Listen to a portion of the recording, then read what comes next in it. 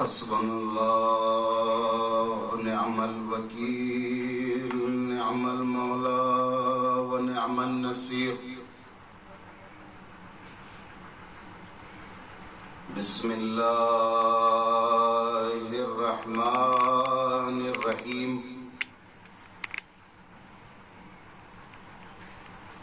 الحمد لله الذي لا يبلغ مدحته القائلون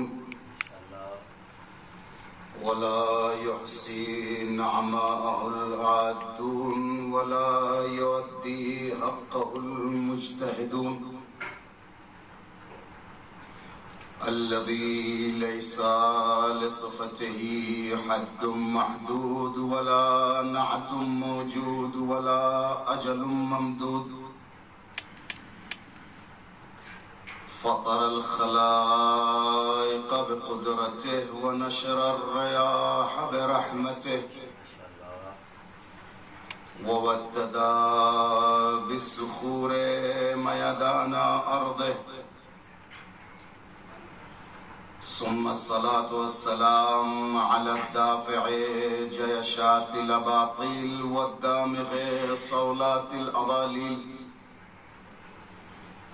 النور الساطع والضياء اللامع المنهاج البادي والكتاب الهادي المشهود بكعبة وهجرته بطيبة مولانا ومولى الثقلين جد الحسن والحسين بالقاسم محمد اللهم صل على محمد وآل محمد والصلاة والسلام على آله الأطيبين الأطهرين المنتخبين المنتجبين ولعنة الله على أعدائهم دائما باقيا متواترا متواصلا متكاثرا من الآن إلى قيام يوم الدين أما بعد فقد قال الله تعالى وتبارك في كتابه المحكم وكتابه المتقن وقوله أحسن بسم الله الرحمن الرحيم ولو أنهم أقاموا التوراة والإنجيل وما أنزل إليهم من ربهم لأكلوا من فوقهم ومن تحت أرجلهم منهم أمة مقتصدة وكثير منهم ساء ما يعملون صلوات کا سہارا دے محمد اللهم صل على محمد وآل محمد وعجل فرج عزاداران مظلوم کربلا سوگواران کاروان حسینی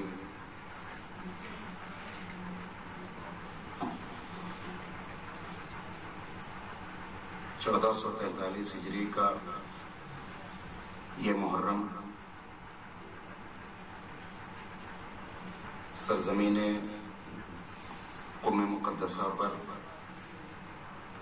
آج اپنے دوسرے مرحلے کو طے کر کے اور اختتام سے بہت قریب ہو رہا ہے، اور آج ہماری اور آپ کی یہ تیسری گفتگو ہے، چونکہ چاند رات سے گفتگو شروع ہوئی تھی، اور لائق سلام اور سج احترام ہیں وہ لوگ جو فرش عزائے حسینی کا اہتمام کرتے ہیں اور ان کے قدموں کی خاک ہمارے لیے سرما بن جائے، جو عزاداران امام حسین کے استقبال کا اہتمام کرتے ہیں، اور یہ شرف ہے جو اللہ ہر کسی کو نصیب نہیں کرتا ہے۔ اس کے لیے لہو پاک ہونا چاہیے اور ماں کا شیر پاک ہونا چاہیے، اس لیے کہ دل نجس میں سمائی کبھی نہ حب علی، کہ یہ بہت ہی نفاست پسند ہوتی ہے. پاکیزگی فکر، پاکیزگی روح اور پاکیزگی جسم کی ضرورت ہوتی ہے. اور ماشاءاللہ اتنا زندہ دل افراد اور ہمارے مخاطبین و سامعین، بلکہ یہ کہیں کہ میں لفظ کو ہلکا نہ کروں، یہ کہوں کہ اتنے زندہ دل شیر دل عزاداران حسینی بیٹھے ہیں، اس لیے کہ حسین اور حسین کے مزاج میں کنجوسی نہیں ہے. یہ جو بھی عطا کرتے ہیں، جو بھی دیتے ہیں، تو ان کی عطا میں اتنی جان ہوتی ہے کہ سامنے والے کی جھولی کم ہو جاتی ہے، بخشش اور عطا میں کوئی کمی نہیں. سوال کرنے والا اپنے دامن کو کم محسوس کرتا اور جھولی کو کم محسوس کرتا، عطا اتنی بڑھتی چلی جاتی ہے. اور وہ حسین کی عطا ہی کیا جو چھلک نہ اٹھے، وہ عطائے آل محمد ہی کیا جو چھلک نہ اٹھے. اس گھرانے کا اعزاز یہ ہے کہ جب یہ عطا کرتا ہے، میں یہاں سے ایک گریز کروں، عربی میں دو لفظیں استعمال ہوتی ہیں کسی کی عطا اور بخشش کے لیے. ایک لفظ ہے سخی. سخی اس کے لیے کہتے ہیں کہ جب آپ کسی انداتا کے پاس، کسی پالنہار کے پاس اور کسی بہت ہی دل والے کے پاس آپ جائیں اور جا کر کے آپ اپنی پریشانی بیان کریں، تو جو آپ کی ضرورت سے چند برابر دے دے اسے سخی کہتے ہیں. لیکن جس کسی کی بارگاہ میں جائیں اور اس سے کچھ کہنے کی ضرورت پیش نہ آئے، پیشانی سے پریشانی پڑھ لے، اسے کریم کہتے ہیں. جو پیشانی سے پریشانی پڑھ لے اور آپ کے چند برابر دے دے اسے کریم کہتے ہیں. آپ جس بارگاہ میں یہاں بیٹھے ہوئے ہیں، یہ قوم مقدسہ ہے، اور جس شہزادی کی حکمرانی ہے اور جس کی راجدھانی ہے، اس کو سخی نہیں کریم آل محمد کہا جاتا ہے. اس بارگاہ میں آنے کے بعد مانگنے کی ضرورت نہیں ہوتی. خدا کی قسم اگر دور سے صرف گنبد دکھ جائے اور دکھنا تو درکنار سے اس رخ کی جانب اپنا چہرہ کر کے کھڑے ہو جائیں، وہ دنیا کے سلاطین، نوابین، بادشاہ، حکمراں اور سیاست مدار ہوتے ہیں جن کی بارگاہوں میں جا کر کے، ڈوڑیوں پہ جا کر کے ہاتھوں کو جوڑ کر کے گڑگڑانا پڑتا. گڑگڑا کر کے ملے یا نہ ملے، وہ دنیا کے سیاست مدار ہوتے ہیں جہاں لبوں کی جنبش کی ضرورت نہ ہو، صرف دل سے دل کا ایک تار جڑ جائے، مانگنے سے زیادہ مل جائے، وہاں کرم ہوتا اور آل محمد ہوتے ہیں. اور انہوں نے اب تک ہمیں دیا. انصاف سے بتائیے، جہاں آپ بیٹھے ہیں، جس سرزمین پر آپ بیٹھے ہیں، یہ سرزمین قم ہے، یہ آشیان آل محمد ہے، یہ اس ملکہ کا یہ بارگاہ ہے جو عالم آل محمد کی زکیہ اور فہیمہ ہمشیرہ ہے، باب الحوائج کی مستجاب الدعوات بیٹی ہے، فقیہ پرور ہے، مجتہد نواز ہے، مسافر نواز ہے، اور یہ اتنی ہے کفیلہ احکام آل محمد ہے. یہ بس اس بارگاہ میں پہنچ جائیں، لبوں کی جب جنبش ہو کر کے مانگ کے پایا تو کیا پایا، جہاں دل سے دل کا ایک راستہ جڑ جاتا ہے اور جو لبوں کو جنبش دینے کی ضرورت نہ. انصاف سے بتایا، جب بھی بارگاہوں میں جاتے ہیں، اس بارگاہ میں جانے کے بعد گھریلو پریشانی ہو، ملکی پریشانی ہو، اقتصادی پریشانی ہو، کچھ کہتے کچھ نہیں ہے، لیکن میرا سلام اس کریمہ پر جو آنسوؤں کی زبان سمجھتی ہے.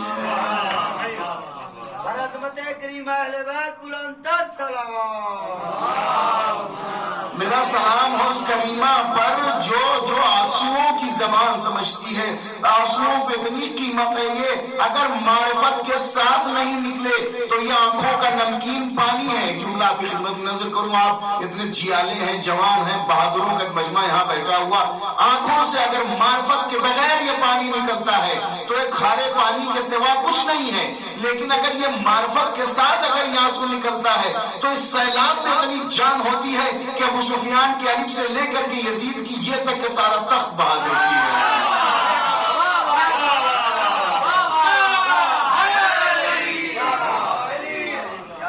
دیکھنے میں تو یہ پانی ہے مگر آگ لگا دیتا ہے. اور آخر وجہ کیا ہے؟ آپ کسی جگہ پر اگر آپ جا رہے ہیں، اسی گلی میں، اسی چوراہے پہ، حرم کے پاس، یا دور دنیا کے کسی شہر میں چوراہے پہ، شہراہوں پر کہیں بھی ایک آدمی کھڑا ہوا اگر مسکرا رہا ہے تو آپ اسے ایک نظر دیکھیں گے کہ ہو سکتا ہے اسے کوئی بات یاد آ گئی ہے. اور اگر وہ مستقل مسکراتا رہے تو جو بھی گزرے گا اسے دیکھے گا اس کو ہوا کیا ہے. اور اگر وہ کہے لگانے لگے اور معتدل اور اعتدال سے زیادہ وہ لگانے لگے تو جو بھی گزرے گا ایک منٹ کے لیے میں ایک بات پہنچانا چاہتا ہوں جوانوں تمہارے دلوں کے لیے اور اپنے ناظرین و سامعین کے لیے. مسکرانے والے کو لوگ رک کے دیکھتے ہیں چلے جاتے ہیں. کہا لگانے والوں کو اگر وہ لگاتا ہی رہتا ہے تو کچھ دیر رکیں گے, آنکھوں میں اس کی آنکھیں ڈال کے دیکھیں گے, پھر سوچیں گے, آخر میں ایک دوسرے کو اشارہ کر کے چلے جائیں گے یہ فارغ البال ہو گیا ہے. مسکراہٹ سے لے کر کے جنون کے کہکہے تک لوگ رکتے ہیں, دیکھ کے چلے جاتے ہیں, آخر ذہن پر حملہ کر دیتے ہیں آخر یہ کیوں ہنس رہا ہے, یہ کیوں کہا لگا رہا ہے. لیکن اللہ نے فطرت انسانی اور گریے پر حسین کا ہے, اگر کوئی آنکھوں میں آگر نمی آ جاتی ہے, آنسو آ جائے اور اگر تیز تیز رونے لگے تو لوگ دیکھ کے گزرتے نہیں ہیں, ٹھہر جاتے ہیں. لوگ دیکھ کے گزرتے نہیں ہیں, ٹھہر جاتے ہیں. اور اگر انسانیت کا دل اس کے پہلو میں پایا جاتا ہے تو رک کے پوچھیں گے رونے کی وجہ کیا ہے, کیا میں آپ کا درد بانٹ سکتا ہوں؟ بس یہ آنسوؤں کا جو قافلہ ہے یہ کسی کو گزرنے نہیں دیتا. حسینی قافلہ اور آنسوؤں میں جان ہوئی ہے, راہیوں کو بھی جو روک کے حور بنا دے.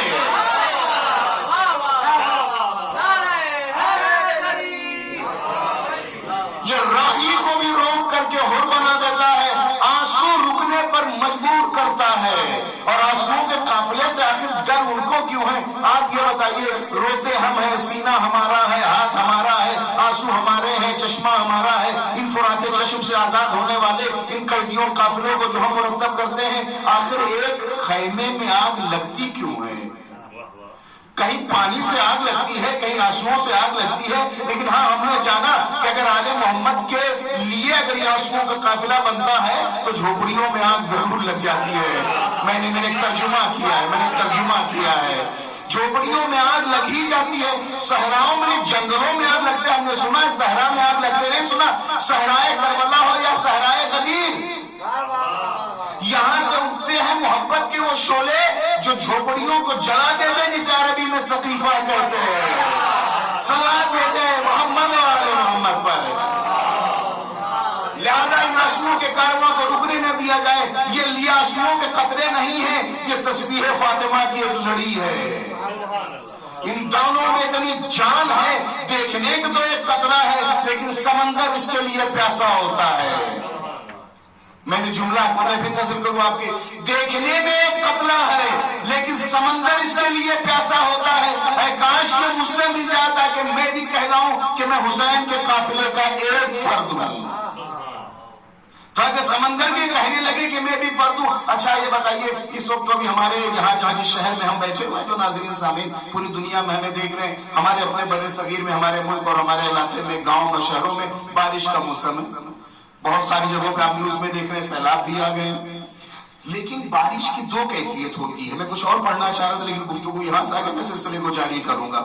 بارش کی کیفیت یہ ہوتی ہے کہ اگر تیز بارش آتی ہے, ایک جھونکا آتا ہے اور بہت تیز بارش ہو کر کے چلی جاتی ہے, تو ان جوانوں بچوں کو نہیں پتا, جو بزرگ جو تجربے کار وسیم میں اپنے چھوٹے بھائیوں کو بتائیے گا. لیکن جب بارش میں ریزش اور جھڑی جب گرنے لگتی ہے تو تجربے کار لوگ آسمان کی طرف دیکھ کے یہ کہتے ہیں کہ یہ جلدی نہیں نکلے گا. بارش کے جب تیز ہوا آتی ہے تو آ کر کے ایک بار تیز بارش ہوتی, ہو سکتا کوئی جگہ بھیگتی کوئی نہیں بھیگتی, اور کہیں گرا تو گرا ورنہ نکل جاتا. لیکن جب جھڑی گرتی ہے, گرنے لگتی ہے, تو جو تجربے کار ہوتے ہیں, جن کو آسمان مزاج جو ہوتے ہیں, جو آسمان مزاج ہوتے ہیں, جو بادل کے مزاج کو پہچانتے ہو, کہتے ہیں یہ بارش کا خطرہ, یہ جلدی اب یہ جھڑی زیادہ دیر تک رہے گی, یہ جلدی اب مطلع صاف نہیں ہوگا, اس لیے کہ جھونکا کر کے چلا جاتا ہے. لیکن دو کیفیت ہوتی ہے, جب تیز بارش ہوتی ہے تو سب سمجھتے آئی ہے چلی جائے گی, کچھ دیر کے لیے ختم ہو جائے گی. لیکن جب جھڑی گرنے لگتی ہے تو بہت سارے لوگ تعجب بھی کرنے لگتے ہیں, پریشان بھی ہو جاتے ہیں. ڈر کنہیں کس بات کا ہوتا ہے, اور آپ جانتے تیز سے تیز بارش گھنٹوں 2 گھنٹوں 10 گھنٹے بھی ہو جائے, لیکن اگر نکل جائے تو وہ کسی بھی مکان کو, کسی علاقے کو اتنا نقصان نہیں پہنچاتی جتنی ہلکی ہلکی بارش. تیز آنے والی چاہے جتنے گھنٹے کی ہو بارش آتی ہے, اس کے طوفان آ کر کے ڈال جاتا ہے, لیکن اگر ریزش ہوتی رہتی تو جلدی ختم نہیں ہوتی ہے. اور یہ پانی, یہ ریزش جو ہے, یہ جھڑی, یہ بنیادوں میں اثر کرتی ہے. اتنے زیادہ یزید کا یہ آنے والا طوفان, اور یزید کا آنے والا طوفان, انہوں نے سوچا تھا یزیدیت کا ایک طوفان آیا سب کو بہا لے جائیں گے. انہوں نے اپنے یزیدی سیلاب میں اسے بہا لینا چاہا اشک حسین گرنے لگا ہے تو یزیدی محل کو پھر یہ ہوا یہ بنیاد میں اثر کرے گا.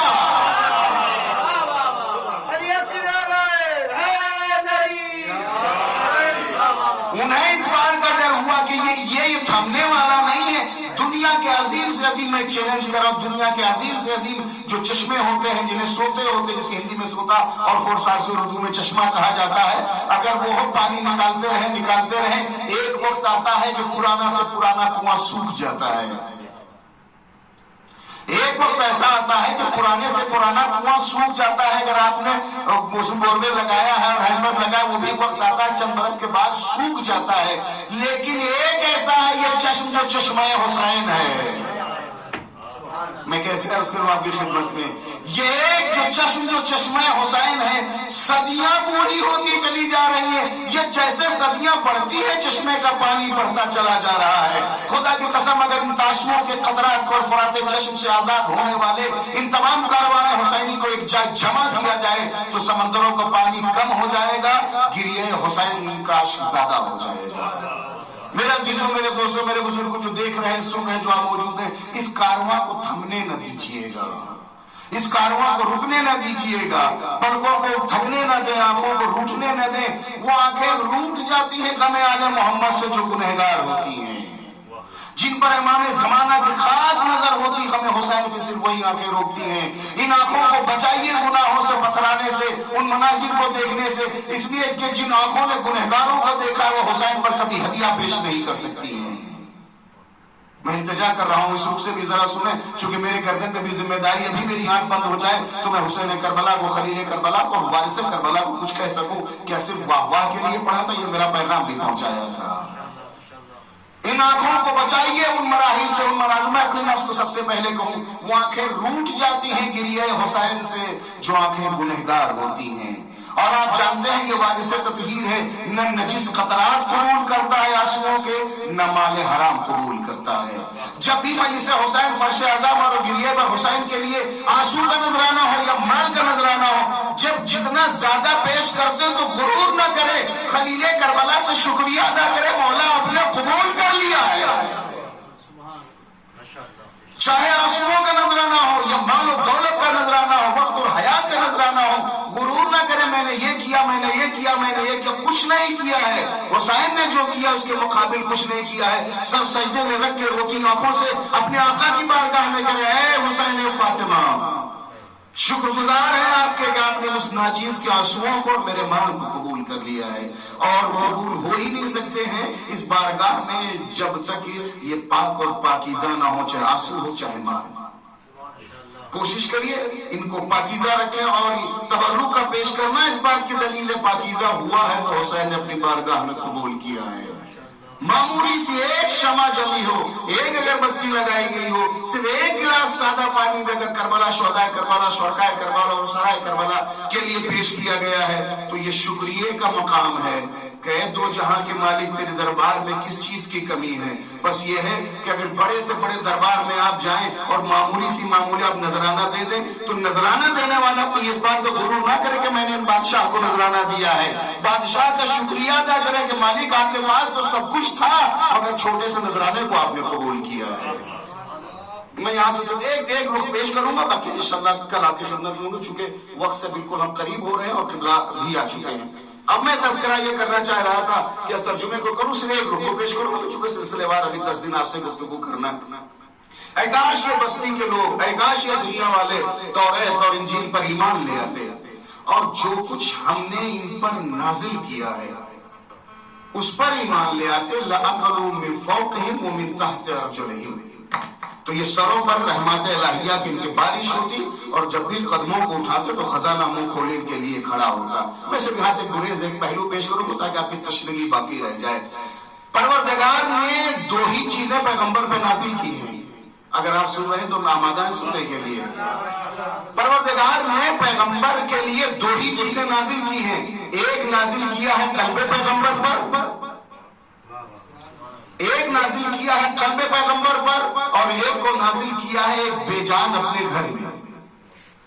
ایک کو کو جب نازل کیا تو قلب پیغمبر جب وہ زبان سے گویا ہوا اور دو جلدوں کے درمیان آیا تو قرآن کہلایا، اور جس کو اپنے گھر میں نازل کیا جب وہ رحلے رسالت پہ آیا تو بولتا قرآن کہلایا ہے۔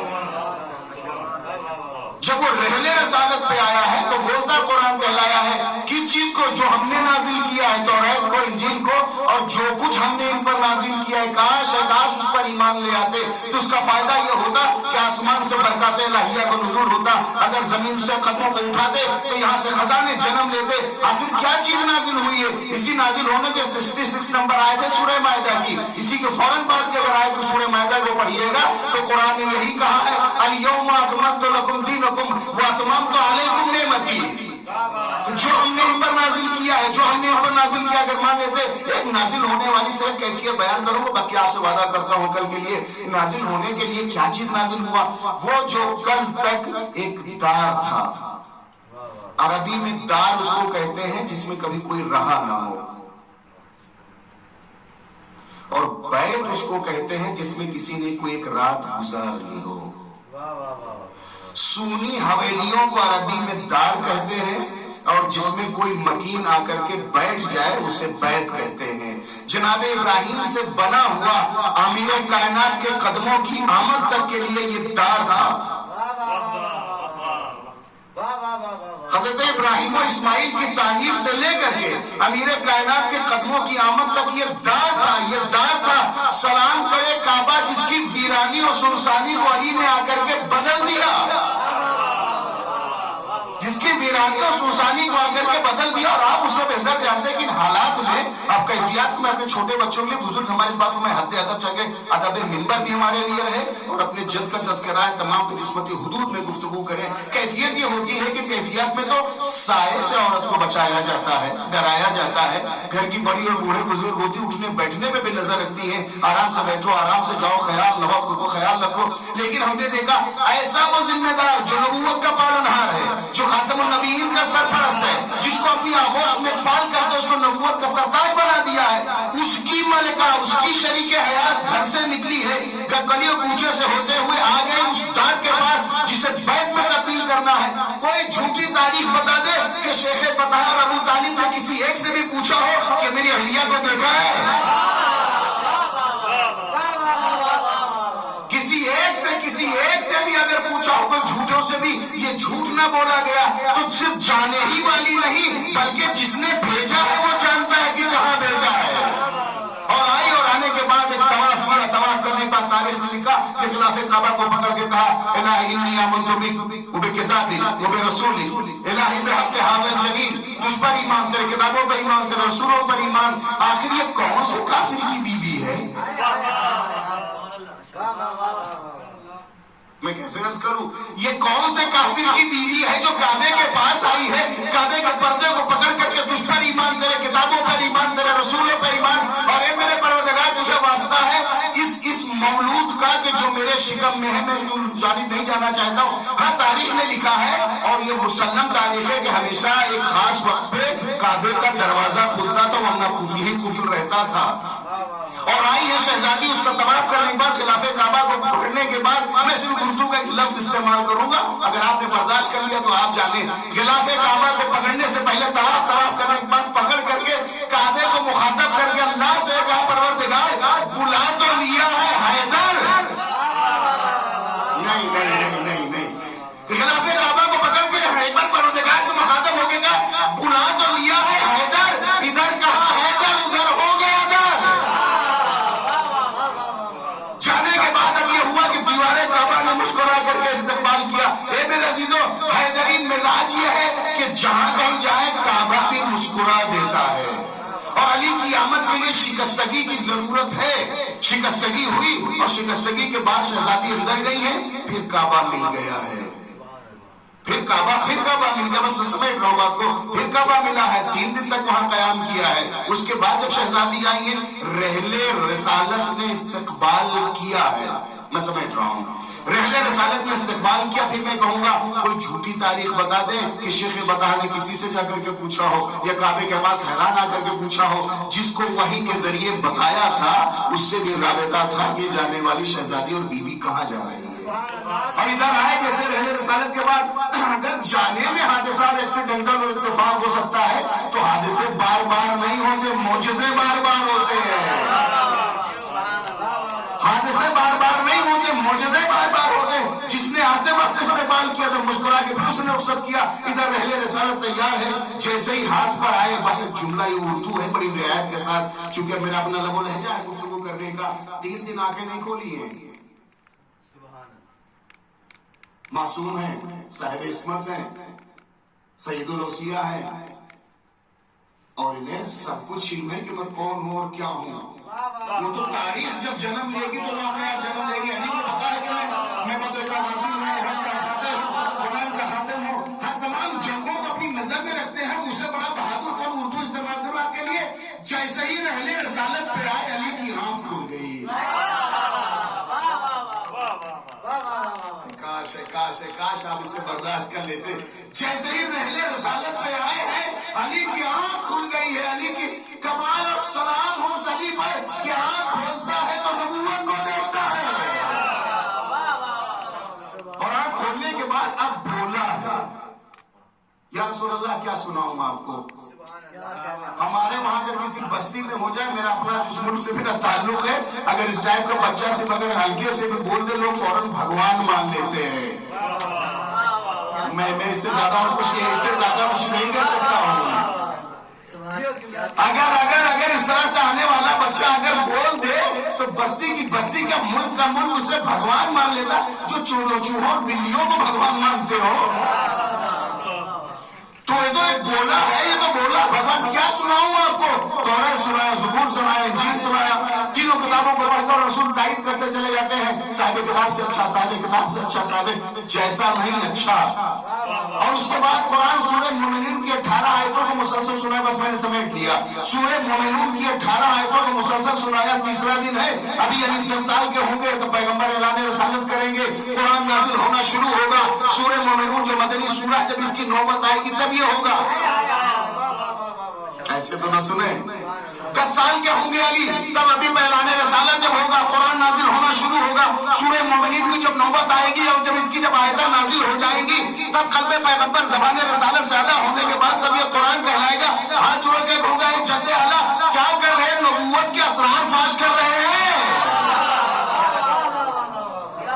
اچھا، تو یہ بہت سارے ہمارے آپ کے اپنے ملک اور بستیوں میں ہیں، 30 پارہ انہوں نے رٹ ڈالا ہے، لیکن اب تو کہتے اس میں کون سا کمال ہے، ان سے کون سا کمال ہے؟ اگر علی نے 18 پڑھی ہے تو ہمارے حافظ جی تو 6666 پڑھ دیتے ہیں، ہے نا بھائی؟ اگر علی نے 18 پڑھی ہے تو ہمارے حافظ جی جو ہے 6666 پڑھ دیتے ہیں۔ میں ان نابینا فکروں کو یہی بتانا چاہتا ہوں، جو قرآن کے نازل ہونے کے بعد آنکھوں کو گوا کے قرآن اور رٹ کے سنا دے، وہ حافظ قرآن ہوتا ہے۔ جو نازل ہونے سے پہلے سنا دے، وہ محافظ قرآن ہوتا ہے۔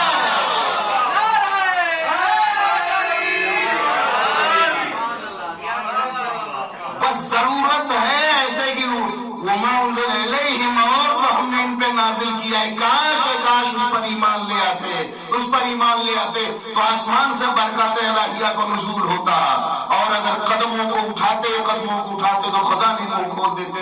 منہم امۃ مقتصدہ، قرآن نے ایک افسوس بھرے لہجے میں کہا ہے، لیکن ہائے افسوس کہ اس پر عمل کرنے والے بہت کم لوگ ہیں۔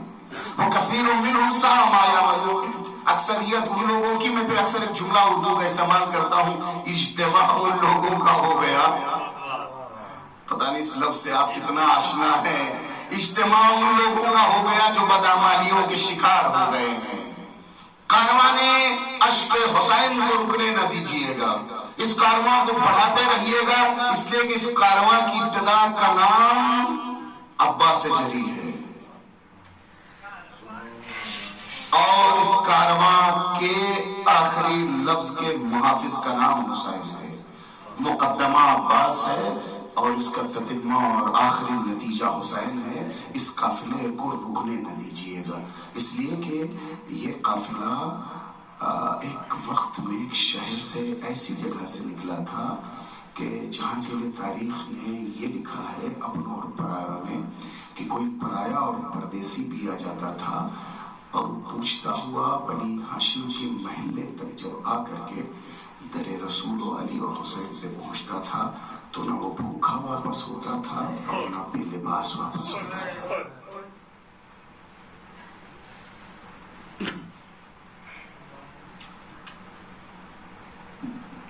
حکم ہوا اور جو ہمیں ایک ترتیب دی گئی مسائل کی، وہ اس رخ سے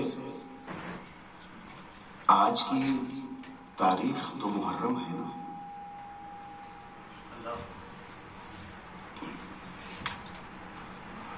وہ قافلہ جو 28 صفر کو مدینے سے نکلا تھا، جسے حرم الہی میں پناہ نہیں دی گئی تھی، جس کو حج کو عمرے پر بدلنے پر مجبور کر دیا تھا، جسے اسے اپنے شہر کوفے میں جانے نہیں دیا گیا تھا۔ آپ کو پتا ہے آج کہیں پہنچ گیا ہے، اور جہاں پہنچا ہے اس کے لیے میں آپ کی خدمت میں مقتل سے نقل کروں۔ یہ وادیوں سے گزرتا ہوا قافلہ جب ایک جگہ پہنچا تو تاریخ نے لکھا ہے کہ ذوالجناح نے اپنے قدموں کو جما لیا۔ تاریخ نے لکھا کہ امام نے کوشش کی کہ آگے بڑھے، لیکن وہ جب وہ نہیں بڑھا، امام نے 7 گھوڑے تبدیل کیے ہیں۔ آج کے دن آج 2 محرم ہے، اور جب کسی سواری نے قدم آگے نہیں بڑھایا تو پوچھا کہ اس جگہ کا نام کیا ہے۔ کسی نے کہا غزریہ کہتے ہیں، کسی نے کہا کہ نینوا کہتے ہیں، کسی نے کہا کہ شبد فرات کہتے ہیں، لیکن حسین فاطمہ کی بے چینی بڑھتی جا رہی تھی۔ اس بادیہ نشین میں ایک بوڑھا آیا، کہا کہ آپ جانتے اس کا کوئی اور نام بھی؟ کہا فرزند رسول یقال لها کرب و بلا،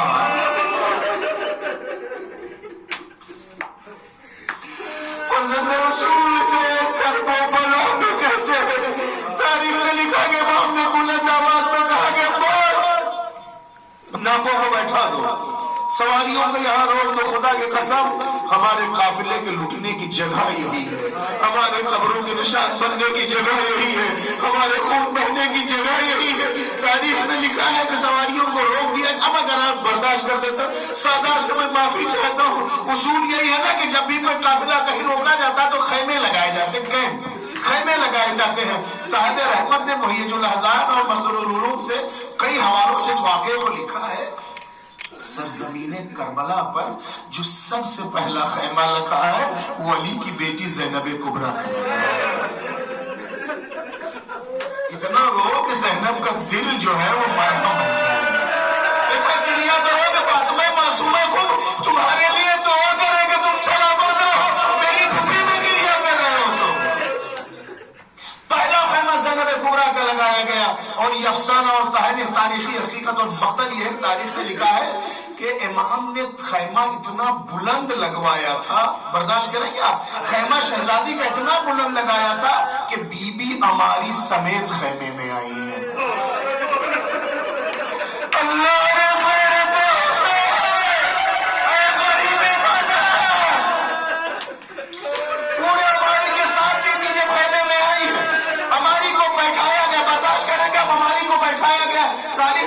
بی بی نے جیسا ہی پہلا قدم محمل سے زمین کربلا میں رکھنا چاہا ہے، حسین مظلوم نے زانوؤں کا زینہ بنایا ہے۔ پہلا قدم حسین کے زانوؤں میں رکھا اور رکھتے جیسے زمین کربلا میں دوسرا قدم رکھا، تڑپ کے کہا کہ بھیا یہاں نہ رکیے، میری ماں جائے کیوں، میری ماں جائے کیوں؟ اے بھیا جیسے بھی زمین پہ ہم قدم رکھ لیں، سادات معافی چاہتا ہوں، مقتل نے لکھا لہذا میں پڑھ رہا ہوں، اے بھیا جیسے میں نے پہلا قدم رکھا میرے شانوں سے ردا ڈھال دی۔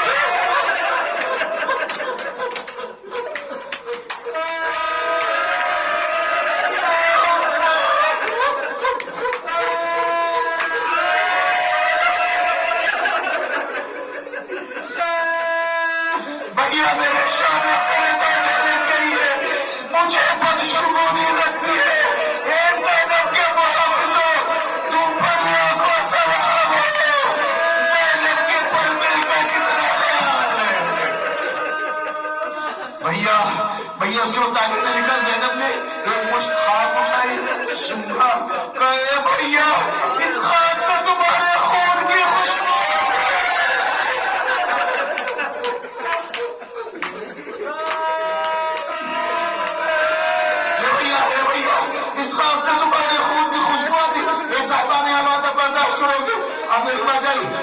मकतल है, ये मेरी मज़बा है और मुझे यही शहीद होना है। लेकिन तारीख ने लिखा है कि अभी पहला कदम रखने के बाद शहजादी ने दाएं देखा, बाएं देखा, एक बार पूछा मेरी माजाए क्या देख रही हो, कुछ सुनना चाह रही हो? ए भैया, जब से यहाँ आए हैं एक किसी ज़ईफ़ा के रोने की आवाज़ आती है, ऐसा लगता है उसका चेहरा दुनिया से चला गया। ए भैया, जाने कौन है? बहन मदीने से हुसैन को नहीं चाहता। हुसैन, तेरी माँ पहले शिकस्ता तेरे साथ साथ रहेगी। ख़याम लगा है, लग गए, बस आखिरी मंजर आपकी जहमत तमाम खेमे लग गए, बीवियां अपने खेमों में हैं, बच्चों को बैठा दिया गया। सारा एहतमाम करने के बाद इतने में हुर का लश्कर आया है और आते ही उसने सबसे पहला ऐलान ये किया है कि खेमों को फुरात के किनारे से हटा दिया जाए, खैमों को फुरात के किनारे से हटा दिया जाए।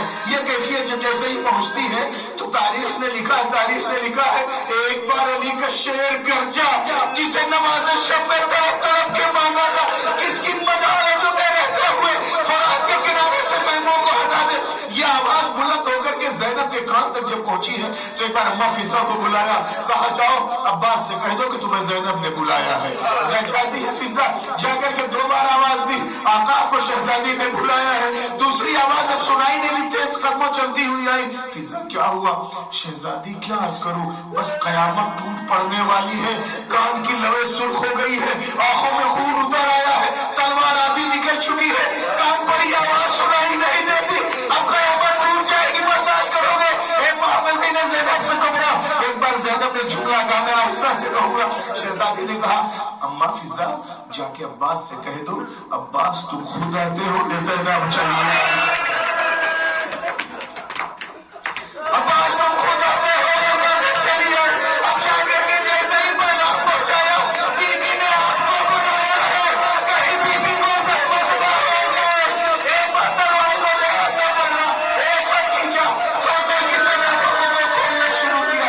एक बोला, मैंने खैबर उखाड़ लिया, साहब खैमे की तरह लोगों को खोलना, जिसमें आपकी बेटी, आपकी बेटियां बैठी हो, आंसू गिरते जाते हैं। ए बाला, आपके हुक्म की ताबीर है और नापास के रहते कोई फराज से खाली है। मातमे हुसैन।